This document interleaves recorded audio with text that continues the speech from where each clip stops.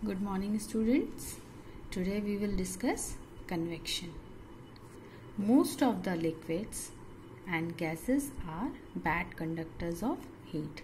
ठीक है, बहुत से लिक्विड्स और गैसेस ऐसे होते हैं जो कि हीट के बैड कंडक्टर्स होते हैं. Therefore they can not be heated bye conduction, और इसलिए वो कंडक्शन के थ्रू गर्म नहीं किए जा सकते हैं, हीट नहीं किए जा सकते हैं, है ना. Then how are they heated, तो वो कैसे हीट किए जा सकते होंगे, है ना.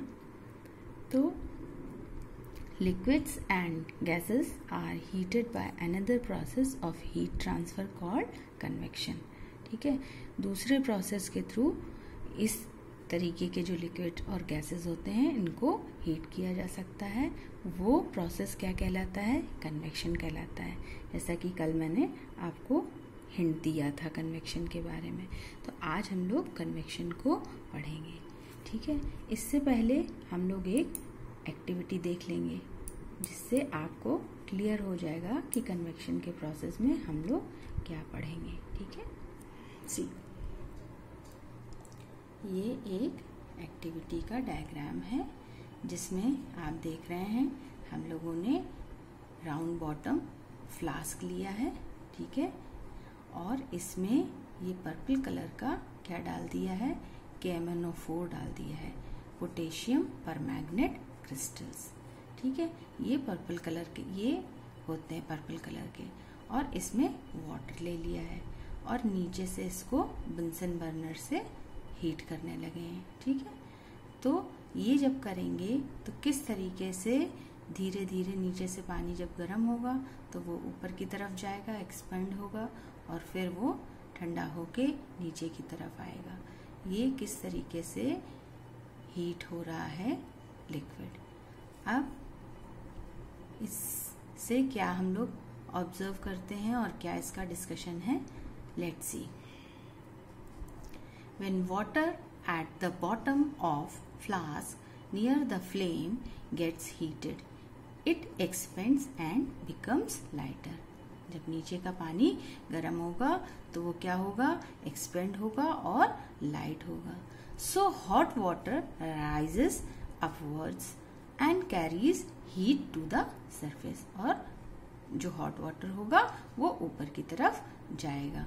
ठीक है, the cold water present on the surface being heavier moves downward by the side of the flask to take the place of hot rising water towards the source of heat. तो इस तरीके से आप देख रहे हैं कि हॉट वाटर किस तरीके से ऊपर जा रहा है, और क्योंकि वो हल्का हो जा रहा है. ठीक है, और इसी तरीके से rising water towards the source of heat, और जो राइजिंग वाटर है वो क्या है? सोर्स ऑफ हीट है. After some time this water also gets heated, और सारा पानी क्या हो जाएगा? थोड़ी देर बाद हीट गर्म हो जाएगा. एंड राइजेस अपवर्ड्स, और ऊपर की तरफ राइज होने लगेगा. And cold water from the above surface come down, और सारा कोल्ड वाटर क्या होगा? वो नीचे की तरफ आ जाएगा. ठीक है, in this case heat is transferred from hot water at the bottom of the flask. और इस वाले केस में, मतलब कन्वेक्शन के केस में क्या हो रहा है कि नीचे से ऊपर की तरफ हीट का ट्रांसफर हो रहा है. ठीक है, to the cold water at the top by the actual movement of water itself. This cyclic movement of water is called convection current. जैसा कि ये देखिए आप डायग्राम में देख पा रहे हैं कि किस तरीके से वाटर अपवर्ड राइज हो रहा है और नीचे की तरफ आ रहा है. इस तरीके से ये साइकिल सा क्रिएट हो रहा है. ठीक है, cold water shrinks, hot water rises, cold water shrinks and hot water rises. तो ये जो साइकिल है that is known as convection current. ठीक है, तो अब हम लोग कह सकते हैं the process of transfer of heat in a liquid or a gas by the actual movement of the particles of liquid or gas is called convection. ठीक है। तो ये प्रोसेस, इस प्रोसेस में ट्रांसफर ऑफ हीट इस तरीके से liquid और गैसेस में एक्चुअल मूवमेंट होते हैं उनके पार्टिकल्स में, और लिक्विड और गैस के इस तरीके से ट्रांसफर ऑफ हीट को क्या बोलते हैं? कन्वेक्शन बोलते हैं। Practical application of convection current, that is in ventilators, chimney, installation of room heater. जिस तरीके से कन्वेक्शन का इन सब चीज़ों में किस तरीके से यूज होता है कि ventilators, room are provided with, ventilator में हम लोग देखते हैं कि कन्वेक्शन किस तरीके से, कन्वेक्शन करंट किस तरीके से एप्लीकेबल है, ठीक है। Rooms are provided with the ventilator and exhaust fan, ठीक है। कभी कभी आप लोगों ने तो देखा ही होगा कि रूम्स में क्या होता है कि एग्जॉस्ट फैन ऊपर की तरफ लगे रहते हैं, या वेंटिलेटर्स होते हैं, मतलब रोशनदान होते हैं near the top side walls, और ऊपर की तरफ साइड वॉल्स में ऐसा होता है।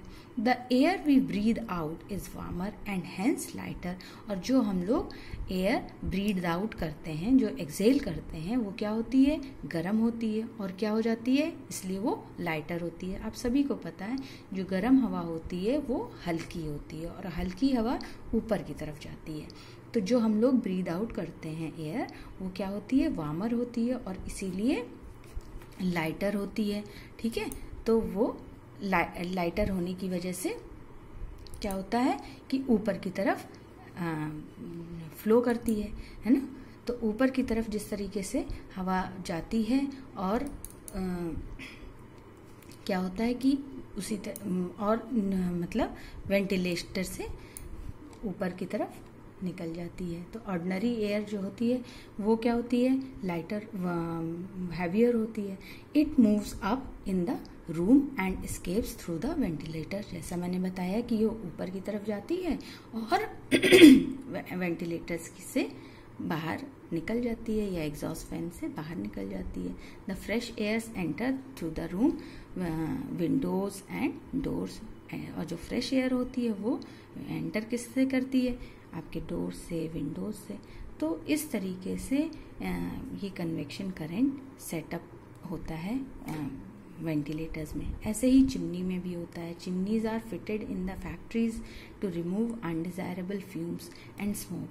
The smoke fumes and hot furnace gases are lighter than air, therefore they rise up and escape through the chimney. क्या होता है इसमें भी? क्या होता है, चिमनीज जो होती हैं फैक्ट्रीज में होती हैं, हम लोगों के घरों में भी होती हैं। तो गर्म जब हवा या फ्यूम्स जो होते हैं वो लाइट होते हैं, वो ऊपर की तरफ उठते हैं, और क्या होता है कि चिमनी के थ्रू बाहर चले जाते हैं।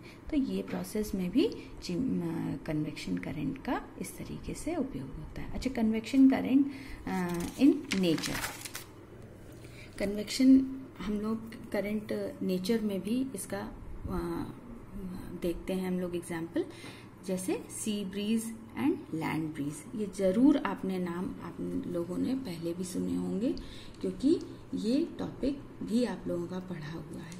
इन coastal areas breeze generally blows from the sea to the land during the day time, and from the land to the sea in that is in during night time. These sea and land breezes are actually convection currents. तो coastal areas में आप लोगों ने सुना होगा कि coastal areas में जो हवा होती है जनरली ब्लो करती है सी से लैंड की तरफ डे टाइम में, हाँ, जिसको सी ब्रीज बोला जाता है, और लैंड से सी की तरफ ब्लो करती है नाइट टाइम में, जिसको लैंड ब्रीज बोला जाता है. तो ये सी और लैंड ब्रीजेस जो होती हैं एक्चुअली क्या होते हैं, कन्वेक्शन करेंट्स होते हैं. ठीक है, तो सी ब्रीज का मैं आपको डायग्राम दिखाती हूँ. सी, ये किस तरीके से जब दिन के समय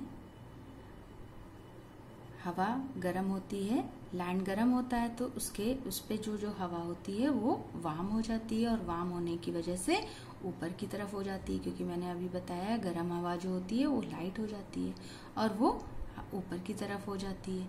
और सी की तरफ से जो हवा ठंडी आती है वो लैंड की तरफ आती है, और ये जो जगह, जब ऊपर हवा हो गई तो जगह यहाँ पे खाली हो गई, तो उस जगह को ऑक्यूपाई कर लेती है। इस तरीके से ये सी ब्रीज का में कन्वेक्शन करंट देखा जाता है। इसको हम लोग ऐसे बोल सकते हैं, the cool air from the sea blowing towards the land is called the sea breeze. तो दिन के समय में इस तरीके से सी ब्रीज देखने को मिलता है, और नाइट के समय में ये देखिए डायग्राम, नाइट के समय में इस तरीके से जब लैंड ठंडा हो जाता है और सी गर्म हो जाता है, तो इस तरीके से सी की तरफ से हवा ऊपर की तरफ जाती है क्योंकि गर्म हो जाती है, और लैंड की तरफ से जो हवा आती है that is known as land breeze. तो इसे हम बोल सकते हैं, the cool air from the land blowing towards the sea is called the land breeze. ठीक है, तो बच्चों हम लोगों ने अपना कन्वेक्शन टॉपिक पूरा कर लिया है। अगर आप लोगों को कोई प्रॉब्लम हो तो you guys can ask me. Thank you so much.